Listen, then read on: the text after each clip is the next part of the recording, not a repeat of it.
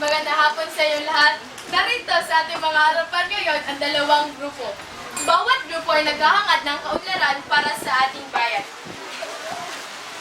Ang grupong ito, ang proposition group. Sila ang nagsasabi na sila ay sang-ayon na magpatayo ng tulay na kokonekta dito sa Igapos at Davao City. Ito naman ang opposition group. Sila ang nagsasabi na hindi dapat magpatayo ng tulay na kokonekta sa dalawang bayan. Kaya ngayon, ating pakinggan ang kanilang mga opinyon. Unahin natin ang first speaker sa proposition group. Sangayon ako sa pagkakaroon ng tulay sa pagitan ng Davao at Samal sapagkat may malaking maaambag ito sa ating komunidad na maaaring magbakinabangan. Maaaring ito ang makakapagpapabilis ng transportasyon ng mga taong labas-masok dito. Makakadagdag din ito sa mga turistang pumupunta rito na maaaring maging dahilan ng pagunlad ng ating ekonomiya. Kaya ang pagpapatayo ng tulay ay isang napakainam na solusyon sa ilang suliranin ng ating lipunan. Pakinggan naman natin ang first speaker sa opposition group. Hindi ako sa ngayon na maipatayo ang umuugong na tulay na dudugtong sa Samal Island at Davao City dahil mayroong posibilidad na magiging hideout ang Samal Island ng mga masasamang loob. Sa kabilang dako naman, lolobo ang populasyon. Magiging maalinlangan ang panahon. Maaapektuhan ang nagtatrabaho sa ferryboat dahil sa kakulangan ng pondo. Rurumi ang hangin, lalala at magiging problema ang mga gabundok na basura. At ang pinakamalala sa lahat ay lalaganap ang krimen gaya ng pagpatay at rape. Sunod na tagapagsalita. Sumasang-ayon ako sa pagtatayo ng tulay sa pagitan ng Samal at Davao upang malayo tayo sa disgrasya sa dagat tuwing may malakas na ulan at hangin. Pero hindi rin maiiwasan na tayo ay malunod o kaya ay mahulog sa dagat. Kaya ang mainam na paraan para makatawid tayo sa dagat ay dadaanan lang tayo sa tulay.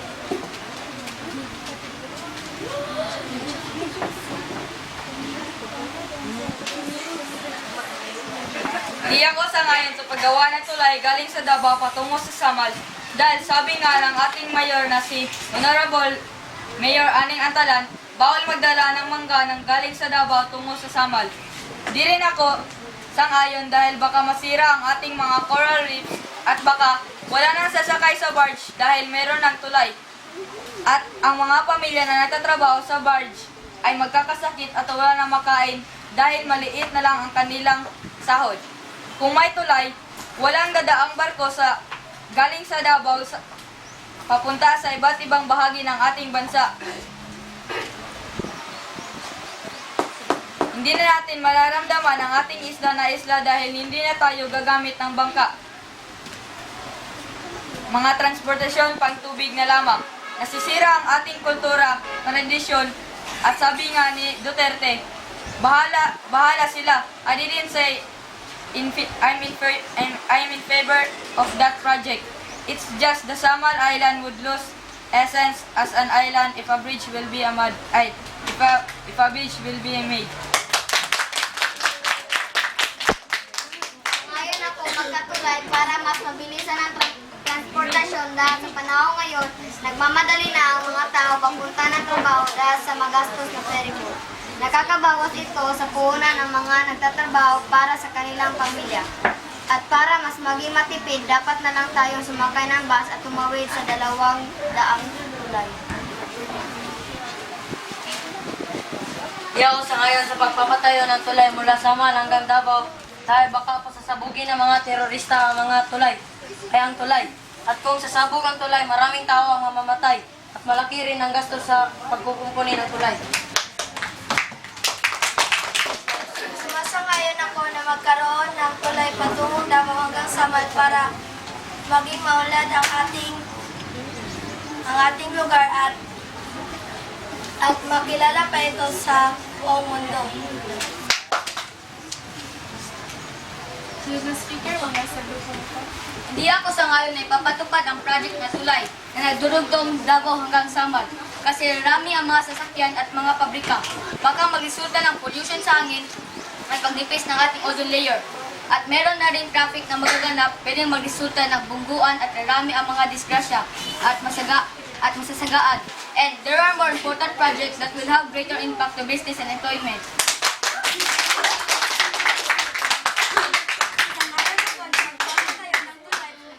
Sa pagitan ng Davao at Samal dahil nakatutulong ito sa pagunlad ng ating bayan. At mapapabilis at makakatulong din ito sa ating transportasyon. Hindi ako sangayon sa pagpapatayo ng tulay mula Davao hanggang Samal. Sa pagsasakay mula Davao hanggang Samal, isa sa package sa pagbisita sa mga beaches sa Samal. Kung magpapagawa ng tulay, mawawala ang enjoyment sa pagsasakay ng ferry boat. Marami namang proyekto na makapagbibigay ng malaking impact para sa business at employment. Ang isa pang epekto para sa isla ay maging magnet para sa informal sectors. Sang-ayon ako na magpapatayo ng tulay sa pagitan ng Davao at Samal dahil mas marami pang turista ang pupunta dito sa ating lugar. Hindi ako sumasang-ayon na gumawa ng tulay na kumokonekta ng Davao at Samal. Paano na mga drug pushers, drug lords at iba't ibang mga kriminal? Labas-pasok na lang sila sa ating isla.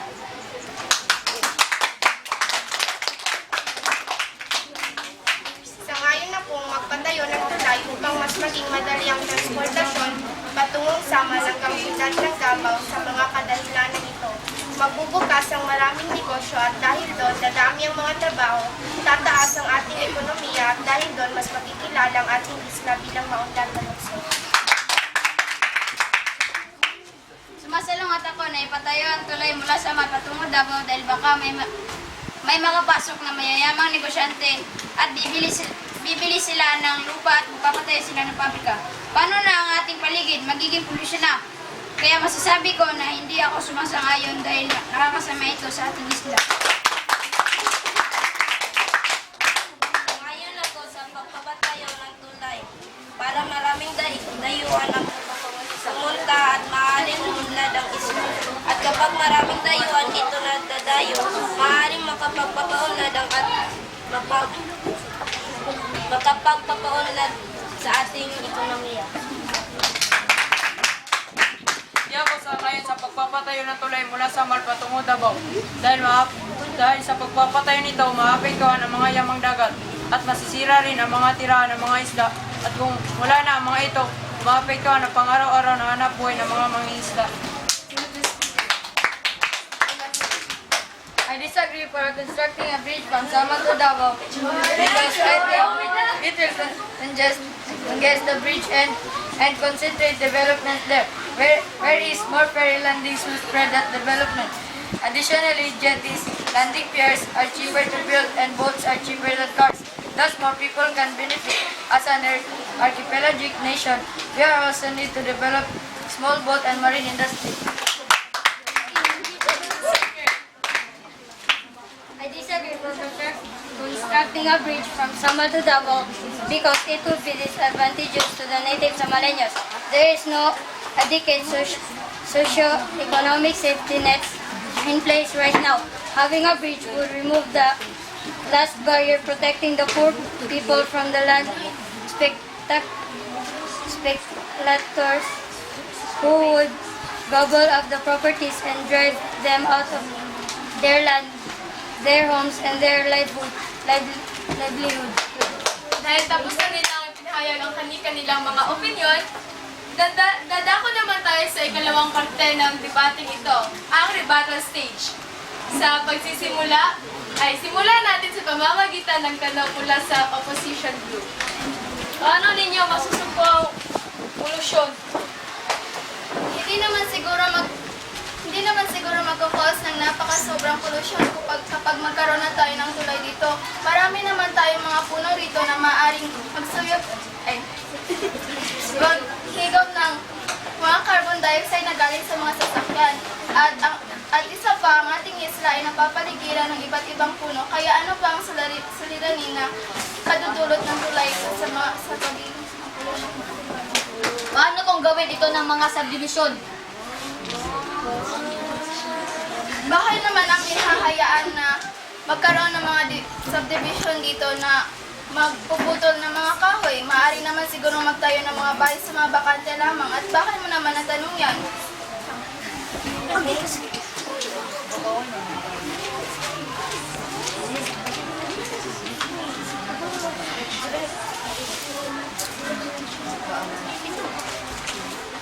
Nagtatanong kami dito dahil nag-aala kami sa mga puno, baka sila ay mawala dito sa Samal.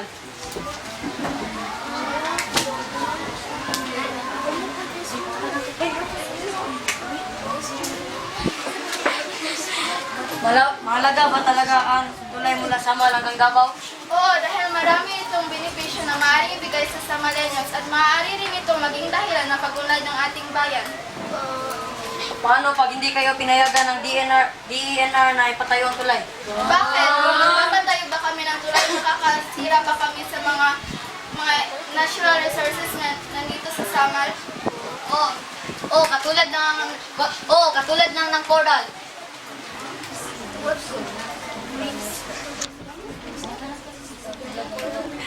Katulad ng coral reef na pag natirahan ng mga isda.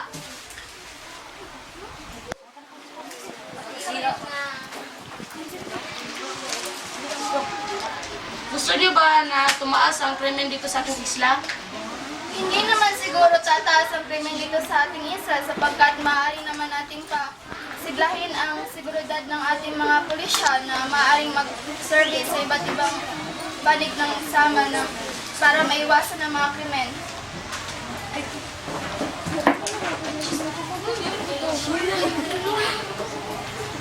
Kagaya nga ng sinabi ko kanina,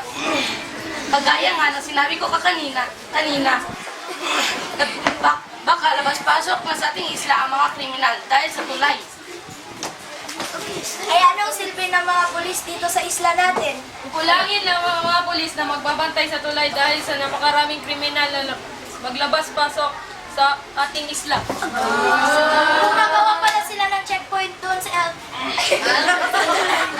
Alam mo ba na mautak din ng mga kriminal?